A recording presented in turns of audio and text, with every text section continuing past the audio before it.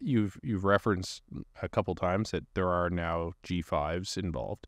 How do you bring them into the family business? Yeah. How does that work? Yeah. So we have two things that we're working with right now. We have a generation G5 that has just joined our board of directors. So there's an onboarding system set up for the board itself. But I guess the question we're holding is, do family board members need a different kind of support when they step onto the board, or different onboarding? So we're asking those questions. We have some policies around who gets to sit around the assembly table. So based on age, 21, when you hit 21, you're welcomed on to sit around the table. But our education committee is really focused on, well, age is one thing. And my son, Jackson, got to sit this year around the table.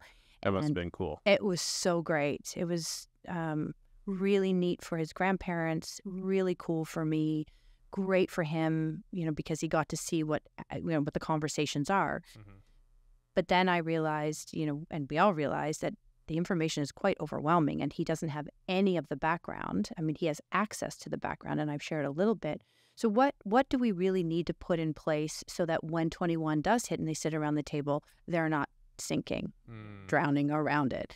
So how can we arm them with enough information and enough knowledge so that they can start to contribute sooner, rather than taking a longer time to become more effective? For sure. No, that's incredible that you're doing that, because that is, I've at times felt like I learned purely through the sort of jump in the deep end, and hopefully I don't break too many things out, or I don't drown. Yes. And I've come close to drowning a few times. But it's great to have that more thought out, approach of supporting them and figuring out, not only do you give them access, but how do you also translate it, or how do you, give them that support? And it's going to take time no matter what, but I'm sure that will make a huge difference for sure. And, and where, we look, past is helpful. So we kind of look, okay, we don't want to do it that way.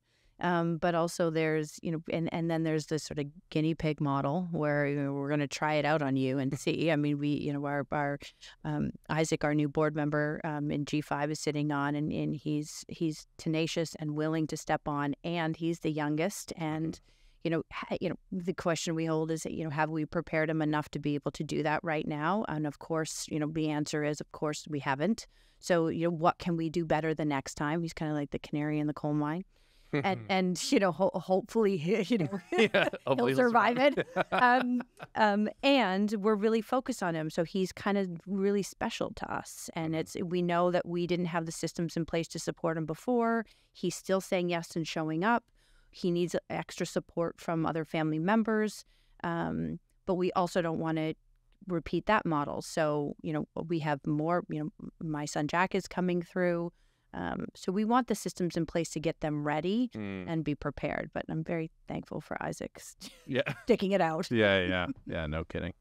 And like, you'll learn with each one, right? I mean, your whole family's learning how to do this, right? And it's not going to be perfect the first time. So it sort of is like, it's the gift and the curse of, the gift is you have a very open and transparent family, which is unbelievable. Yes. I know a lot of other family businesses, and what you've described is unique. That's excellent. But the curse is you are figuring it out. And, as a result, as people get involved, they're going to be guinea pigs and whatnot. But the family's there to support them. Like you taking on your role with the family business, they were there to support you as you got used to it, right? Yeah. So. Yeah. And you'd think, I noticed myself you'd think after 100 years we would have figured it out by now. And yet it's constantly changing. So of course it's going to, and we see new ways of doing things, and people are trying new ways. And of course, being a lifelong learner, it's like, investigating, how do you do that? And now that this person's born, and what does this number look like? And this is the part I love about it. It is always changing. And to your earlier point, a quote, a dear friend of mine says often, if you know one family business, one family business. Yeah, 100%. So we can only take little parts from each other to survive this thing. Yeah. That's a good way to describe it. Survive. All right, I'm Luke Hanson McDonald, and this was Beyond the Family Business. Please like and subscribe and share with members of business families or family businesses that you may know. Thank you.